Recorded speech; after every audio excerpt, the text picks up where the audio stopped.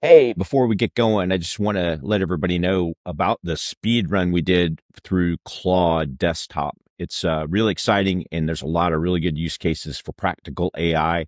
And we put up a special playlist just for that. So go check it out. Let me know what you think. And now back onto the show.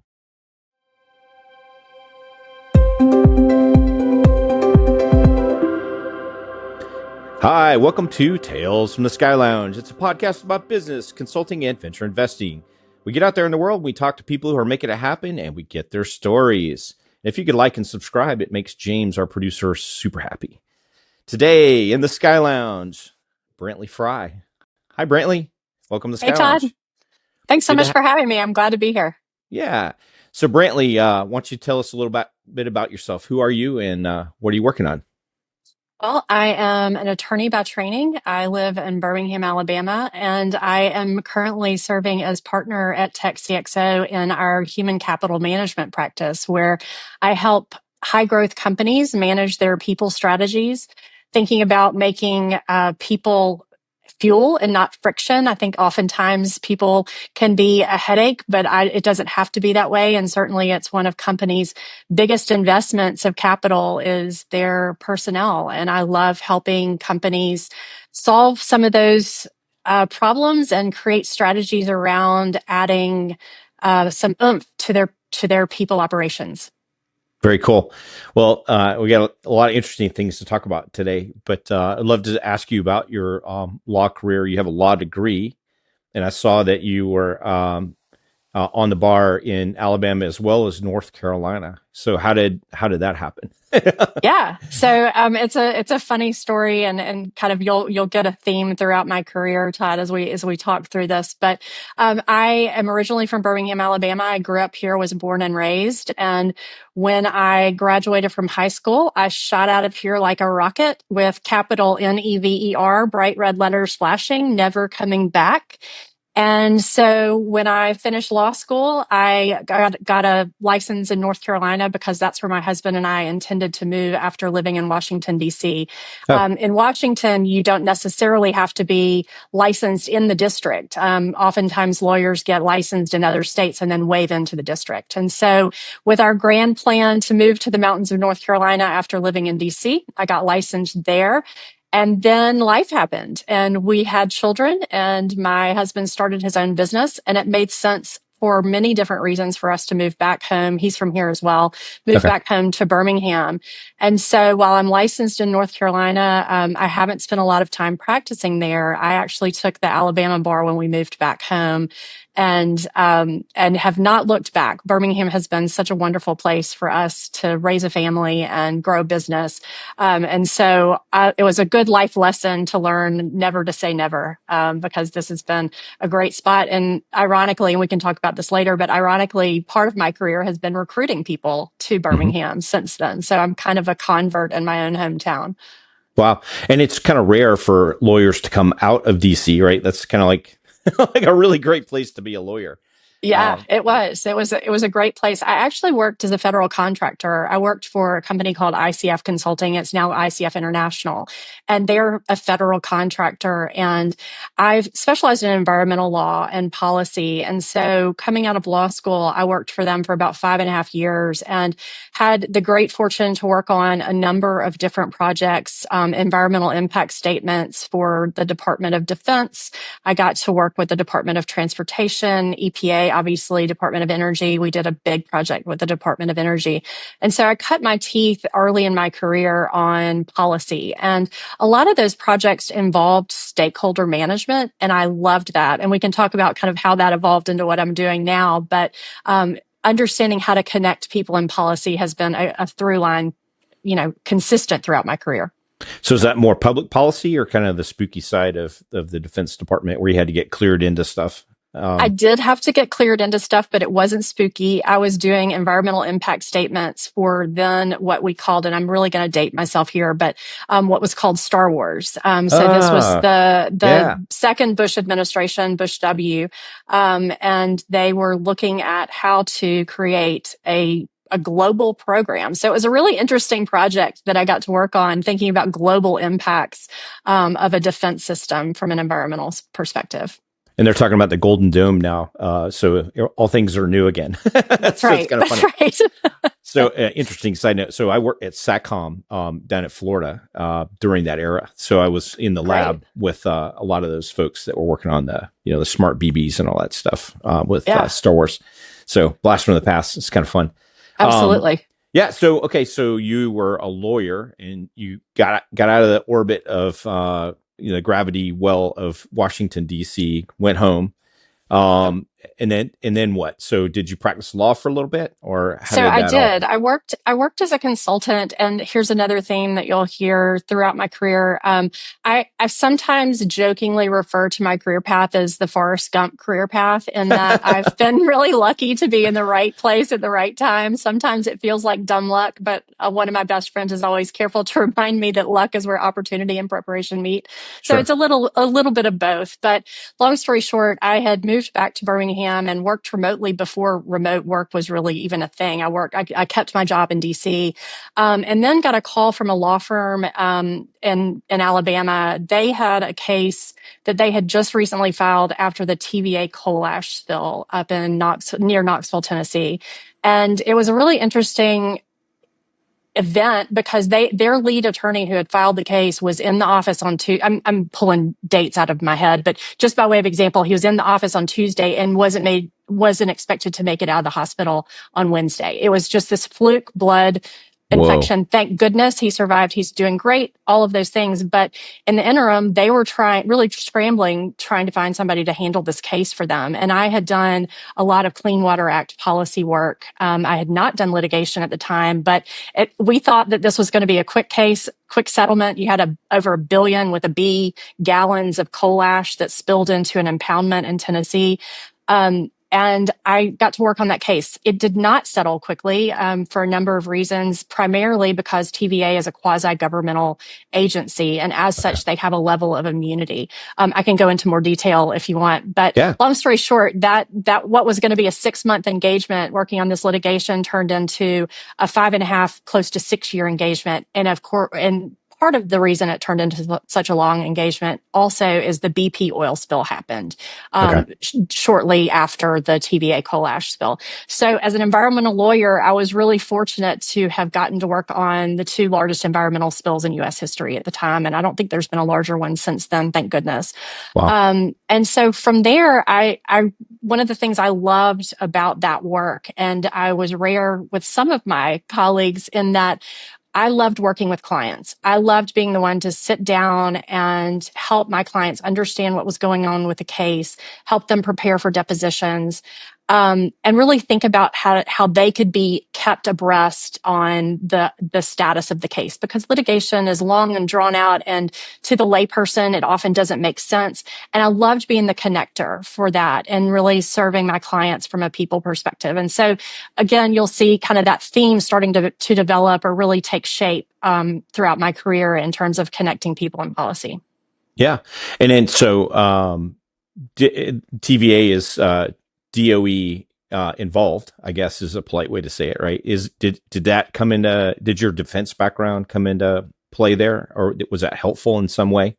It was certainly helpful, having worked as a federal contractor, to understand the labyrinth of federal regulations and how agencies work.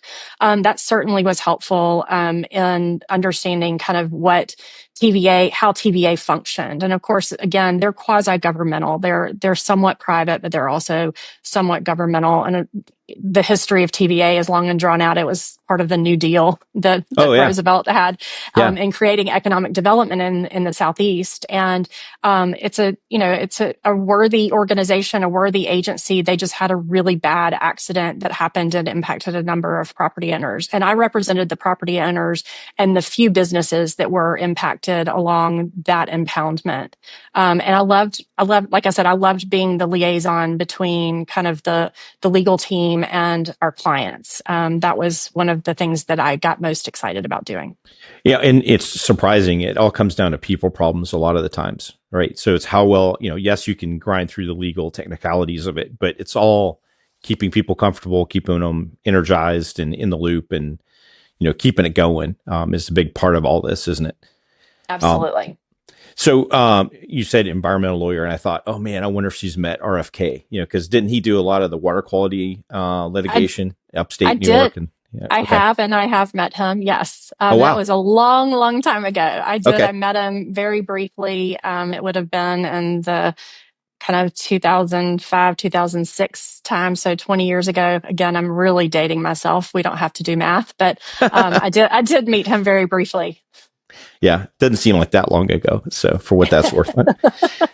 So these cases, man, what a great career making set of cases. Back to back bookends. Really fortunate that Forrest Gump. Life is like a box of chocolates. You never know what you're going to get, right? So That's right. That's right.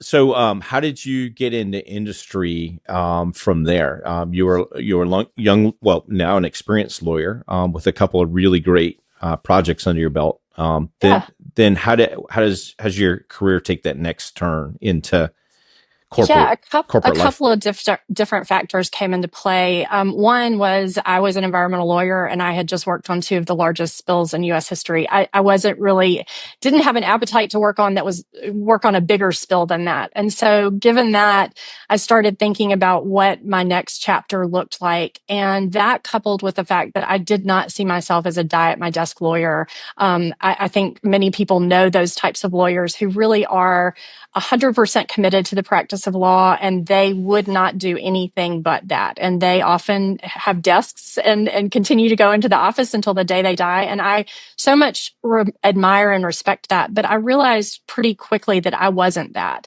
And that even though I loved practicing law, I'm so grateful that I have that background. It wasn't necessarily something I wanted to do for the entirety of my career. And so I did a deep dive into what that looked like. I actually engaged an industrial psychologist here in town to do a career assessment. And that was probably some of the best money I have ever spent. They helped me really walk through what my strengths were, understand what my passions were. There was not a single thing, Todd, that they said to me that was earth-shattering or even, new information. What it did for me was confirm some things and really solidify some things that I already knew but hadn't quite articulated. And so with that, I think the biggest takeaway from that study and kind of the report that I got was that I'm a connector. I love connecting, and you've heard me say this already 5 or 6 times, but I love connecting people and policy. And so from there, I started looking for opportunities here in town and came across this startup. It's called Chalker Group. And I served as a VP of business development for Chalker Group. I think I was hire number 3 or 4. I don't recall. I think I was hire number 3, and a great leader and a very creative, strategic business person, Barbara Burton, hired me, and she still is a great friend and mentor to me. But she had this idea of finding ways to enhance recruiting to Birmingham. So Birmingham, for better or worse, has a reputation of, why? Because even I said this at the outset, why would anybody want to live here? And turns out there are a lot of really good reasons. And a lot of that recruiting people to Birmingham is breaking through that initial resistance of, wait, why are we moving to Birmingham, Alabama? What does that community have to offer me? And so Chalker is this incredibly supportive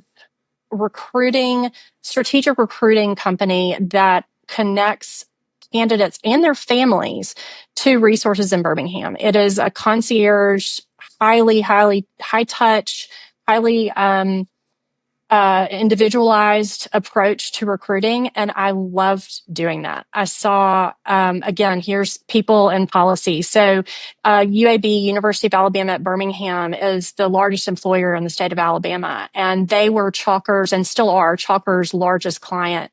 And so I had the opportunity to recruit some of the top doctors and researchers in the world. I mean, truly, UAB recruits people globally. For example, I had the amazing honor of helping recruit Dr. Jeannie Marazzo and her significant other to Birmingham. And that name probably rings a bell, but if not, you certainly remember Jeannie from CNN during COVID. She was the woman with the amazing blue or red glasses frames and just brilliant infectious disease researcher who is now or was at USAI or US. Now I'm going to get the acronym wrong, but she took Dr. Fauci's place. Okay. After COVID. And so that's the type of caliber of researcher and doctor that I got to help recruit here to Birmingham. And it was such an honor to get to do that, to help build our community and really start helping people think about Birmingham differently. So healthcare, you got pulled into that healthcare orbit. That's so different from environmental law. In DoD, it's completely different, but it's, adjacent. It is, but it isn't. It's another highly regulated field. So there's a lot of overlap there. But also, I really see a close tie between environmental health and healthcare in general. If you think about health equity and some of the social determinants of health, the environment plays a big role in that. So it was a really easy transition in my mind to switch from, kind of working in the environmental scene over into the healthcare scene because there were so many corollaries between how people interact with the environment and how the environment impacts people's health. Yeah. And then, so that got you from law to biz dev in a startup, right? So it's completely different. So that's completely kind of fun. Different.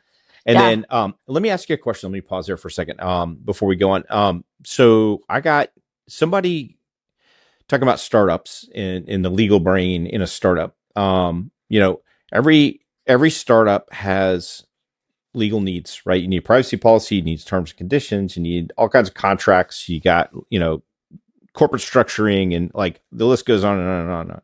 Why don't more startups have a chief legal officer? Or everybody knows you need a sales personality, you need marketing personality, you need a technical personality if you're in tech or product. Why don't we all reach for that legal card? Or where do you think it kind of goes unnoticed? You think there's space for like a general counsel or something? I do think there's space for it. I definitely think there's space for it. It doesn't necessarily require a full-time general counsel. I think there are opportunities to have a chief legal officer who can help risk spot and help serve as the liaison between the company and the business leadership team and outside counsel. Mm-hmm. And the reason I think having outside counsel is so important for startups is because you're often dealing with specialized issues. So I'll use health tech, for example. If you have something that relates to HIPAA, you really need somebody who is very well versed in HIPAA.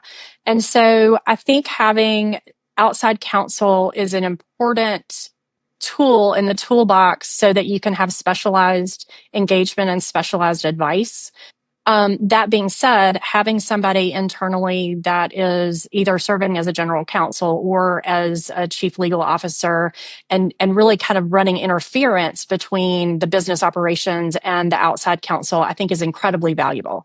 It's invaluable for cost savings. And one of the things, so I also, just skipping ahead a little bit, I also had the opportunity to serve as general counsel and chief of staff for a startup here in Birmingham that has since exited. It's called Pack Health. Okay. And in that role, my primary objective was really making sure that our outside counsel was well informed, that they had the information that they needed on a timely basis. I also could serve as a kind of a gatekeeper of sorts, in the sense that some things definitely rise to the need of having outside counsel, and other things don't necessarily require that, and can say, okay, look, your resources are better spent. Your risk is X, and you could manage to zero risk, although I think that's impossible to do. But here's your risk profile, and based on what your risk tolerance is, here's what you may want to engage outside counsel, or you may want to hold off. And so I think having somebody with a law degree to look at some of those elements is really important, especially for a startup. So even though I'm not formally practicing law, I'm a huge proponent of having good counsel early. You do not want to wait until there's a problem, because oftentimes having good counsel is about avoiding litigation or avoiding problems. And so the earlier you can engage somebody with that specialized experience is better. Yeah. Well, so you mentioned your next startup. Was that directly your next one, or how did you get out of the recruiting business, in biz dev into... I was actually recruited out of Chalker Group. I will never forget. I was sitting at my desk one afternoon and I got a call from then transition manager. He had been the campaign manager for newly elected Senator Doug Jones. He was a U.S. Senator elected here in Alabama during a special election. And the campaign manager and I had worked together, actually on a volunteer board here in town together. So we knew each other. And I had volunteered on just nothing paid. It was really just, I saw a potential in a really strong candidate and a good person who was entering the arena. And so I had volunteered for Doug's campaign, but I wasn't a paid staffer. But long story short, I got a call one afternoon asking if I'd be interested in looking at the state director position that was open, and they were filling to run the state operations for Senator Jones. And Oh, wow. I was thrilled to get that call. I never expected it. It was a surprise. But one of the things I loved about it and what I was so appreciative to get that call is they were very intentional in looking for somebody who wasn't steeped in Alabama politics. They did not want an old school political operative. They wanted somebody with fresh perspective. I think that my ability to connect people in policy, again, not to sound like a broken record, really lent itself for me to be well placed and well suited for that role.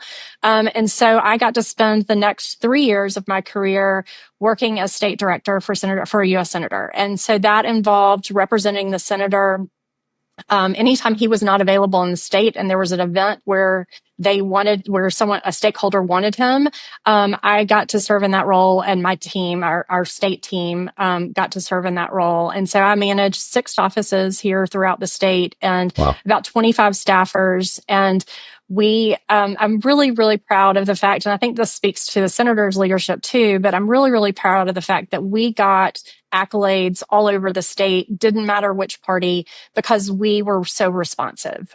We made it a point to be responsive. And it was the first time, not to sound partisan or anything like this, but it was the first time there had been a Democrat in the U.S. Senate seat in about a generation. And so we felt very obliged to make sure that people who maybe didn't have a voice from a Democratic standpoint, that they were heard, but also that we were making sure that every constituent was heard across the state. So it didn't matter to us what political party.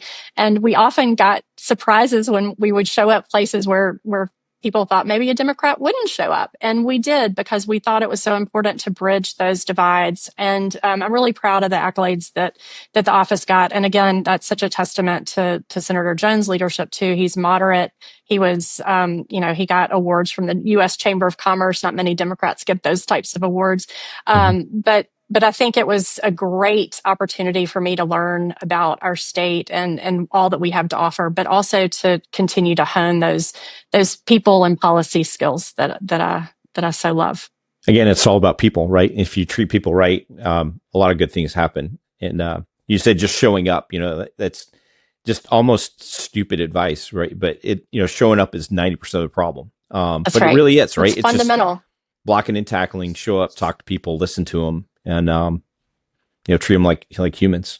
It's amazing. Well, understanding that we have so much in common. I mean, I think if you listen to the media, we're all so divided, and it definitely feels that way. I mean, I'm not denying that it doesn't feel that way, but when you really talk to people on the ground, you realize I would say people agree on 90% of policy issues. It's really around the edges. And of course, that's what, for better or worse, that's what the media picks up on. And I do think that there's great opportunity for us to kind of as you said, Todd, see each other as people, not as partisans, and really think about how we can solve problems rather than throw Yeah. throw barbs at each other. So is he still a senator right now, or is he? He is not. No, Okay. he lost in re-election, unfortunately. But he has been very active, Okay. continues to be to that day, and he practices law as well. So Okay. it was a great opportunity for me. I loved that work, and I loved getting to know people across the state. And one of the things that, kind of going back to the connector role, there's so many cool things happening across Alabama, and really, I'm sure this is true in every state, where you have pockets of innovation and pockets of solutions.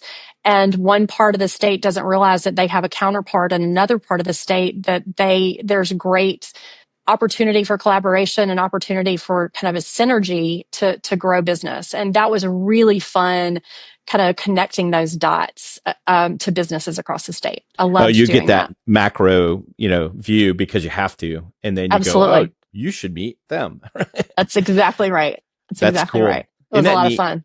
When you have just a little, the ability just to connect two little things, and it's so easy, for you, but you're just in that unique position. Yeah. But it's so important to do that, right? And how many times do you see that kind of opportunity go by where you go, oh man, I can't let this go by, because it's for the two people involved, it's such a big deal.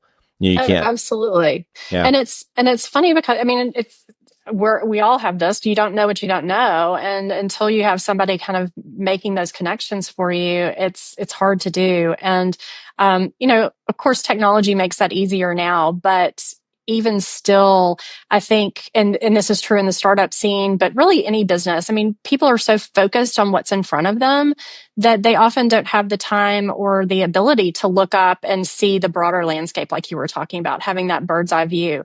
And so to be able to play that connector role is really exciting. Yeah.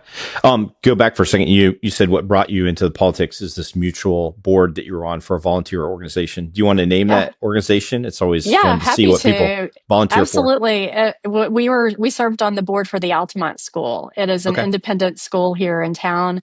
I am an alum. My husband and I are both alums of the Altamont School, and our children are now alums. And his wife and his children are also alums. Unfortunately, he's now deceased, but still making an impact throughout the state and some of the projects he put into place. And certainly, I was a beneficiary of his leadership as well. Wow. Talking So about the campaign manager. Yeah. Okay. And then, so it's fun what people volunteer for. There's a lot of really great causes. And it's kind of an overlooked thing. It's great to give back to the community. I feel like, when you're successful, it's kind of a responsibility to plow that back in.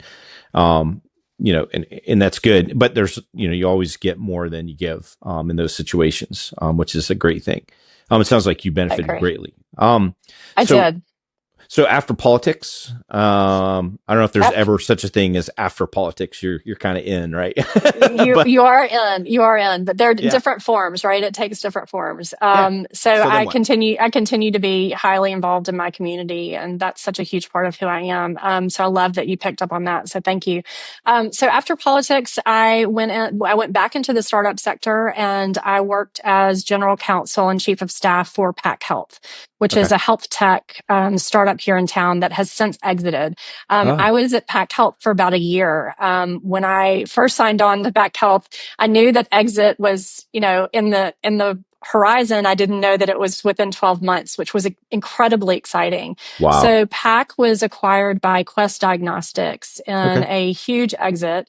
And I got to help with diligence through that process as I was serving as general counsel, and really work with the leadership team to do some blocking and tackling on the chief of staff side of things, in addition to the general counsel piece, as you think about preparing for an exit and how you communicate that. And some of the pieces that you have in place as an organization, from a culture standpoint, from a hiring standpoint, all of those kind of nuts and bolts that you have to consider as you're preparing for acquisition. And that was a lot of fun, being in that role. Again, like I didn't expect to have that happen so quickly, but was thrilled to play even a small role in that acquisition. And the company's doing well, and it was a great success story for Birmingham to have that exit into a kind of a public company like Quest. Wow. And I love these stories, right? So I'm going to kind of pick your brain here. Just tell me the story. Like, where were you when you heard, okay, there's somebody that might want to buy us? Like, what was that moment like when Yeah, what were you doing? so we had a few of those. I mean, candidly, we had a few of those moments. PAC was really hot, and the reason being is they had the contract with Wegovy. They had the Novo Nordisk contract. Mm-hmm. So if you think about what was happening in 2021, this is coming out of COVID, and the new drugs are coming on market. They were helping serve patients, we called them members, through a health coaching platform as they were coming on to the new drugs like Wegovy. And so we had a number of suitors, which was really interesting. But ultimately, when Quest came through, it was incredible. I mean, it was incredibly exciting to be able to work with that team and see what they brought to the table from a national standpoint in elevating PAC Health's services throughout the country. And we had already had some national contracts. We weren't limited to contracts in Alabama. In fact, a lot of our contracts were elsewhere. But that was really fun to see kind of our community take on a national significance in that acquisition. Yeah. Well, so like very personally, right? So a lot of people don't have that experience, right? And it's kind of a magical thing, but then it's also like a death march grind toward the end sometimes. But like kind of walk us through. It's just fun, right? So it sounds like at a board level, I guess you attended board meetings as chief of staff, and is it executive or is it board level thing? And surely it's not. This is kind of like not generally known for a minute, yeah, right? no, it wasn't generally known. And I think that's one of the biggest challenges that leadership teams face through acquisition, is there's so much you cannot talk about because you risk, kind of throwing a monkey wrench in the deal. And so how do you manage communications in a way that still feels authentic, still honors the corporate values that you hold so dearly as a founding team or as a leadership team? And so walking through that was really interesting, and trying to make sure that we were being as transparent as possible without giving up too much information, because you're balancing, I felt like one of the biggest challenges was balancing, it's clear that something was going on, right? The leadership team was having a lot more meetings than they normally had, right? I mean, people pick up on that. I mean, you, as a leadership team, you would be, kind of blind if you didn't recognize that your team sees something is going on. They may not know exactly what, but they see something. And so how do you create space to say, okay, yeah, there is something going on. We're moving some things forward, and it's going to come to you soon, without saying exactly what's happening. So you don't want people fearful of losing their jobs with a big change like that. You don't want people kind of interjecting themselves in ways that doesn't make sense for the deal. There's lots to balance, and I always try to err on the side of transparency. But from a legal standpoint and just from an M&A standpoint, there's so many things that have to be managed. And I always talk about being transparent on the process, not necessarily transparent on the people or the players, but being transparent on the process as much as you can, so that people have some level of expectation, but don't necessarily have all of the nitty gritty details, because those things have to be kept confidential for some time through the M&A process. And so, like so many things in business, it truly is a balancing act. So talk about like, anytime there's an M&A or a transaction, you go from our culture, that you've cultivated, and it's it's a product of those involved, right? And an agreed upon set of principles. And then, you hope there's a culture match. But however careful you are, there's always a differential going into that new environment. They never truly just leave you alone, right? Right. But there's always some kind of level of friction and adjustment. Sometimes it's good, sometimes it's bad. Probably a combination of both. So how do you manage that, or what was that like culturally? For your team, do you think? And then how do you as an HR or chief of staff, smooth that over and then help them, shift the gear? Yeah, and again, I think transparent communication is so critically important. So one of the things that I often talk about with clients is how communicating something over and over, it feels like you as the leader are being repetitive. You're bored of talking about it, but I always assure people your team is not bored of hearing it. They are still processing it. You've been looking at something for a longer period of time and in much more detail than they have. So the more you can communicate, it will feel like you're a broken record. It will feel like you have said this until you're blue in the face. I mean, all of those, all of Yeah. those metaphors and things that people feel like when they're over communicating. But it is so critically important to make sure that people are kept abreast of what's going on to the extent that you can share. And again, I like leaning into the process, not necessarily the people and players. Okay. And so the more you're communicating the process and keeping expectations clear, the better. And I think there is a tendency, all of us as leaders, to say, well, I already told them that. I've told them that 10 times. Why don't they understand it? Well, it's because they're not looking at it as closely as you are. It's not that they're slow or dense or don't want to know. It's that change takes time, and communications, people need to, there's so much data that shows how people absorb information. People absorb it differently, but they need to hear it in a bunch of different ways, a bunch of different times. So I think that's one critical component about the kind of the overall approach to M&A is just being clear on communications. But then the other piece, you were asking about culture and having a clear understanding, and you said it so well. The ideal is that the culture is aligned between the acquiring organization and the selling organization. That's not always the case. And even if it is aligned, there's still going to be some nuances. And so how do you manage those nuances? And I think having opportunities for people to ask questions is critically important. We had a number of Q&A sessions with our teams so that they could ask questions and understand what the acquisition was going to be for them.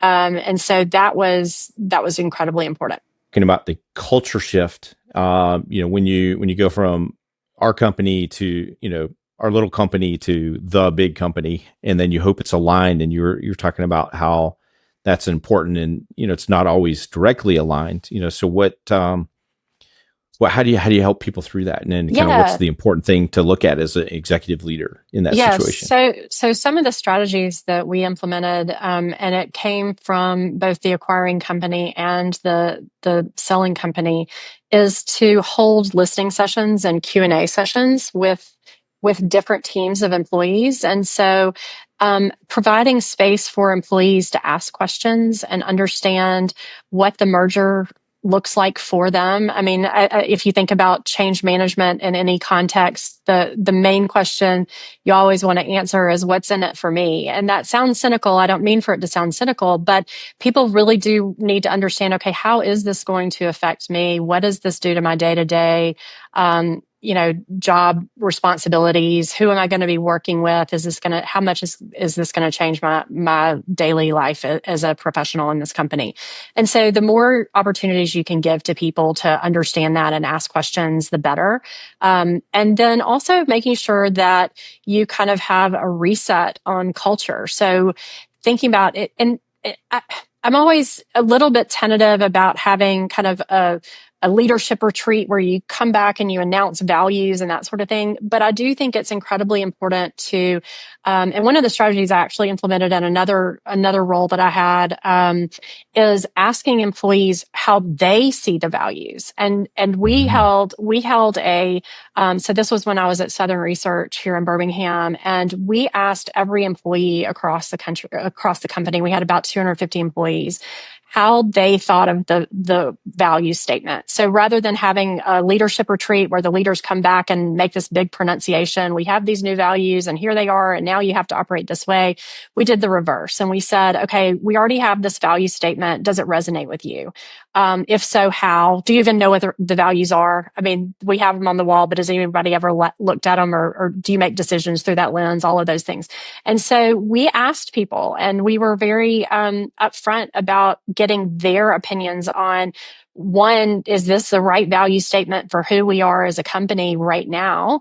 And if not, how do we need to adjust that? And so we did a series of exercises around values that was very much employee driven, rather than leadership team driven. And I think that also, that same strategy also applies in an M&A scenario where you can kind of do a reset and say, all right, here's the now merged company. Here are the two sets of values. To the extent that they line up one for one, fabulous. Chances are they don't, but they're probably, some similarities. But can you do a crosswalk between the values and understand kind of from the acquisition standpoint, do the new values resonate with people? And if so, why? If not, why not?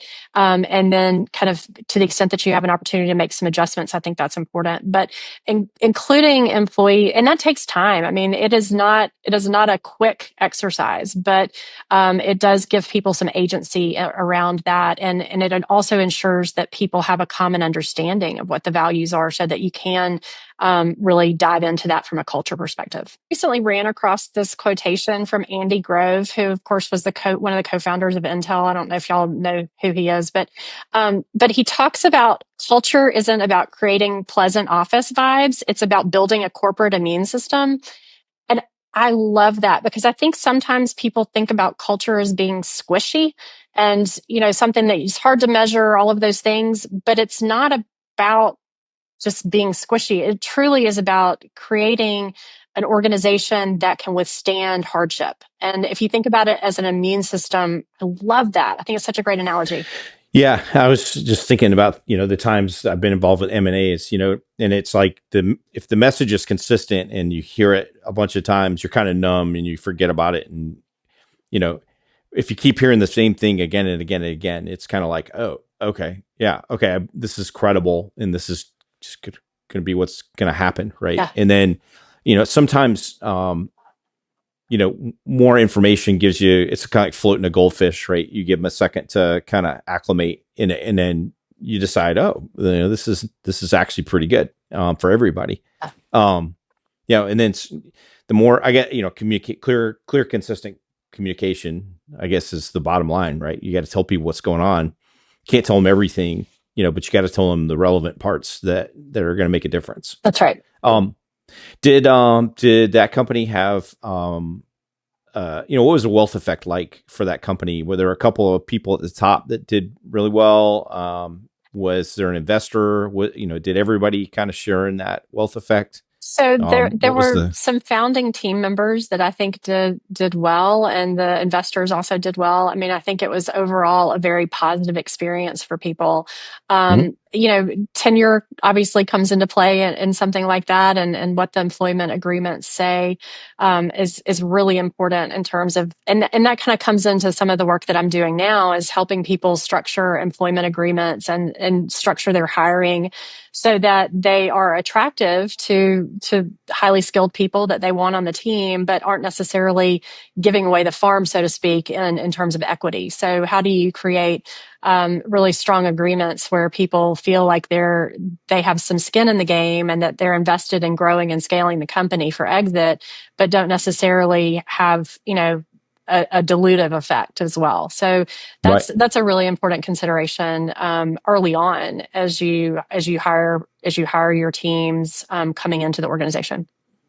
Yeah, and I've seen super messy cap tables. It gets really ugly. That's right. And it kind of is a problem at some point. What are the things you're seeing out there in the world with employment agreements, I guess, from an employer perspective? I've seen some companies that are saying, we're not going to give you stock. We're going to give you like a long-term bonus plan, cash money, if we hit our objectives, which is, You talk in terms of like, was it car, house, lifestyle exits? Right.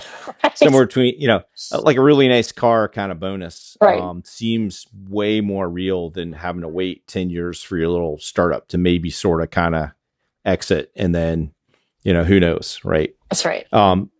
Cash money seems to go a long way. Are you seeing that kind of trend? Are we still kind of in the stock options as, for everybody kind of phase, or, I is there think there's a something? combination. I do. And Okay. I think it just depends on kind of the founding team and what their overall objectives are in terms of um, the pace of scale and how they want to compensate their team. So it varies by founder and founding team. I haven't seen kind of a one size fits all approach that I would recommend anyway. I think that if you've got a top player that you want to go after, and for some reason that this is the way you get them, then I think you need to make real concessions for, and it's like what I was talking about earlier. It's not dissimilar for risk tolerance, right? How much are you willing to put in to get exactly the right person for the role? And some of that comes very organically. It's interesting to see that. And then other times it is, no, we want this person and we're going after them and we're going to throw everything at it. So Yeah. all of that to be said, I haven't seen a one size fits all approach to the employment agreements. I think it depends on the leadership team. And it also often depends on, as you said, the existing cap table and what the investors are showing in terms of how much the leadership team has leeway to recruit that way. So you got a kind of a background in recruiting, and then you got a background kind of in this employment agreement stuff. Are you seeing? And you just mentioned, there's certain people that are just the right person at the right time for that role. How much of that is how much of that happens outbound nature versus get a job description together, run it by legal, post it up on the usual suspects, get a bazillion AI generated resumes. How much of it at the probably at the senior level is that headhunting, sniping, like, who'd be great for this, make a call. Yeah, and I think this is the connections and relationships piece, right? But I always kind of make sure that my clients understand that is not the only way. And I think Sure. that if you're purely relying on your internal and external connections, oftentimes you're going to miss really strong non-traditional candidates. And this is, I'm biased here because I've never been a traditional candidate in any role I've had. So I have this bias that I have to recognize. But I do think that there's great value in at least exploring a combination of traditional and non-traditional candidates. One of the things about non-traditional candidates, and you can define that any way you want. I mean, some people might define it as diversity, equity, and inclusion. Some people might define it as having somebody who isn't, somebody. Let's use myself as an example. I'm a lawyer, but I'm working in HR. Just a different skill set that they bring to the table. So there are many different ways to look and define a non-traditional candidate. The way I think about it is, do you have somebody who's in your candidate pool who brings a perspective to your team that you don't already have, or that brings a perspective to this position that is different from what you've had previously and that kind of takes you to the next level? And I love that from a non-traditional standpoint. I think about it, if you've got a subject matter expert and they're used to looking at something, I use this example all the time. If they're used to looking at something this close up, they often can't see around the corners. Whereas a non-traditional candidate can have the ability to look at things from a different perspective and say, okay, I know just enough about this subject to know the right questions to ask and really push people in a new direction, which I think is beneficial to the company. So that's a really long way of saying, there are different ways to cut through the noise in hiring. I think relationships are a big key to that. I think that there's some really exciting things that are happening in AI in terms of how we're getting candidates and how we can process applications. But the most important thing that I tell clients is to start with, and this goes back to kind of the job description piece, start with what is the problem that you're trying to solve, right? Don't just say, okay, there's something nebulous in HR that I'm trying to fix. I'm not sure exactly what it is, so I'm just going to hire an HR generalist. That might work, but I think it's really important and often pays dividends in time if you can take a second to think about what is the business problem that you're trying to solve and what type of candidate can help you solve that problem the best. And so if you back up 10 steps to have a really strong understanding of what you're trying to hire, it makes the process so much easier. I want to go kind of maybe a little bit of a different direction. Sure. You mentioned, so we had, UAB Birmingham is a great medical hub, right? And it's some really, really great doctors and dentists came out of there. And then, your company did obviously very well. So there's a little bit of wealth effect. Are you seeing like a little hub of health tech or health care related initiatives? Yes, in that area? Absolutely. You want to talk about that? Yeah, happy to. So it's kind of a mixed story right now. There's a little bit of uncertainty. Certainly that's not unique to Birmingham, but last year Birmingham was designated as a tech hub, as a biotech hub, by the Economic Development Agency, which of course is a federal agency. And that happened probably in spring of last year. And then in December of 24, the city was awarded about a $40 million grant to create a biotech hub. And that funding was to support recruiting. It was to support an ecosystem development and some kind of, we have a company here called Catalyst that helps increase access to clinical trials. Birmingham and UAB is one of the top clinical trial sites in the country. And so how do you create access to those clinical trials? So that grant was a huge win for our community. Unfortunately, with some of the cuts at the federal level with the new administration, that funding is not coming to Birmingham, at least at this time. And so the community right now is really regrouping on how to continue the work. I mean, the work goes on, but how does it happen in a way that doesn't have this massive federal infusion of capital? And so it's a great trend here. I mean, UAB is one of the top research institutes in the country, and has a number of centers of excellence. We have a National Cancer Institute here. And so there's a lot of infrastructure that's already here. And like I said, the work will continue. And through that, there are a number of health tech spinoffs in the ecosystem, and really strong support throughout the community to continue to bolster those businesses and continue their growth. So it's a mixed bag right now. Hopefully we'll see some positive turnarounds as things settle out a little bit with the federal funding. But right now it's definitely a challenge. There's no question. Yeah, I think everybody is going through that. I don't think it's just Birmingham. There's a lot of uncertainty in the federal contracts right now. A lot of people are bailing, but a lot of people are going, well, it's kind of what I do. So I can't, just leave the sector, so I think it'll all settle out.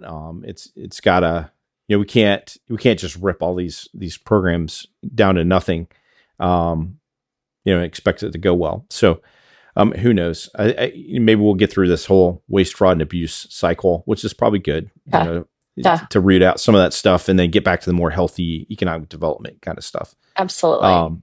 Yeah. And I think, one of the things that you and I do in terms of offering fractional services, it really, in uncertain times, it allows companies to flex into having the expertise they need when they need it without necessarily making a full-time hire.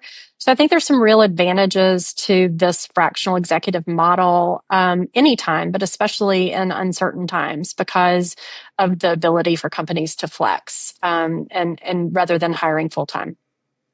Well, we talk about no mulligans right now in the market. So you really can't afford to make bad decisions, particularly at a strategic level. So it's nice to be able to have somebody on the phone, that's a connector. So you can get a quick answer that you can have confidence in to make critical decisions. I guess that's part of the fractional model, right? You get access to a way better brain than you can afford for a part of the time. That's right. And that works out for everybody. Yeah, I'm a big fan. I think so. So is politics in your future? You going to run for something at some point in life, or I did you don't see. get the bug hard? I Or didn't get the bug in order to run, but I certainly support really strong candidates. And one of the things that I think all of us can agree on is that we need more good people in politics, and that's a tough pill to swallow. I mean, candidly, who in their right mind would want to go into politics? yeah, It seems dirty, and especially now that it seems that we are so heavily divided. But I firmly believe that one of the solutions to that is having solid people run for office. And so I am incredibly supportive of strong candidates who want to get into public service for public service sake, not for ego's sake. And of course, you have to have some level of ego to get into politics. There's no question. But what is it that's driving someone to run for office? And we need more people who really have kind of a servant heart to take on some of these challenges, because we. I think that, and I was saying this earlier, thinking about traveling across the state of Alabama. The vast majority of people agree on the vast majority of things. And so can we find candidates who can really speak to people in ways that can draw those connections and say, you know what, let's not worry so much about what's going on the fringes. Let's figure out which problems affect the most people and really put some solutions in place to solve those. So that sounds like Pollyanna. I'm no, I that's have right. to acknowledge That's that, right. but I am hopeful that we can find good people to run. No, I think that's right. I think the world's always better when you have clean-hearted people, trying to serve with a servant's heart, making decisions. Unfortunately, it takes a lot of money to run, Yeah. and there's a lot of incentive, bad and good, to run. People are attracted to power and money and all that stuff, and it attracts the worst among us in a lot of cases. So it's hard to fight against that. I don't know. So hopefully it'll all work itself out, and we'll get some good leaders up there and make some good decisions. Well, Brantley, it's all about travel and getting out there in the world, and I know you've done a lot of that. You got any great travel stories you want to share with us? Yeah, I'd be happy to. So I had the opportunity last fall to walk the Camino de Santiago in Spain. Oh yeah. And for those who aren't familiar, it is a pilgrimage, and there are a number of different routes. I happen to choose the French route, which is the most commonly traveled.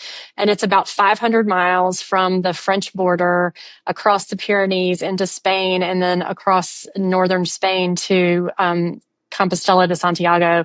And it was easily one of the most transformative experiences I've ever had. I averaged it took me 38 days total. 3 of those were rest days, 35 walking days, and I averaged about 13 miles or so each day. Mm-hmm. And I met people from all over the world, Todd. It was incredible to see people from every corner of the globe who had taken on this challenge to walk across Spain. And there were so many wonderful takeaways. Probably one of the biggest takeaways I had was that there are infinite ways to walk the Camino, and using the Camino as a metaphor for life. There are infinite ways to do life and find what speaks to you and what inspires you, what your purpose is. I love Simon Sinek and start with why, to really think through what is your why and how are you applying that. So it was a huge adventure. I did it by myself, which was interesting. But like I said, I met people from all over the world, and there was not a time. Well, I can tell you one story where I didn't feel super safe, but it was more in my imagination than anything. But for the most part, it was an incredibly safe experience, and learned a ton every single day. I'm still learning from that experience. And you keep up with people from that experience? I do. Yes, I do. In fact, there are about 6 of us that stay in touch, and we were trying to coordinate a call last week over about 5 time zones, I believe. And so one of my friends who's in Australia, he does IT in Australia. He had created a spreadsheet for each of the time zones and trying to find. It was like an international doodle poll. It was crazy, but yeah. So we do keep in touch, and I'm really fortunate to have made those friendships, and I learned so much from those folks.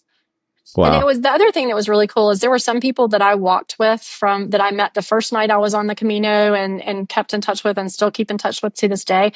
And then there were others who made almost equally profound impacts on my experience that I may have run across for an hour or two on the walk. And we just happened to have an amazing conversation. So, yeah, if anybody's ever interested in learning more about the Camino, I love talking about it, and I could spend another hour talking about that. So you've opened a can of worms, Todd. So if anybody wants to ask you about the Camino or any of this other stuff after this, what's a great way to get in touch with you? Yeah, you can get in touch with me. My TechCXO email is brantley.fry@techcxo.com, or I'm also on LinkedIn, just Brantley Fry. And I'm happy to connect. I love connecting people in policy, as I've said over and over again, and would love to collaborate with folks who have similar interests and needs. Wow.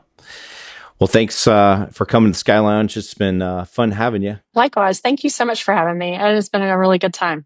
I appreciate it. Bye for now. Bye. Thanks for joining us in the Sky Lounge. Please like and subscribe to hear more from Tales from the Sky Lounge here and anywhere else you get your podcasts.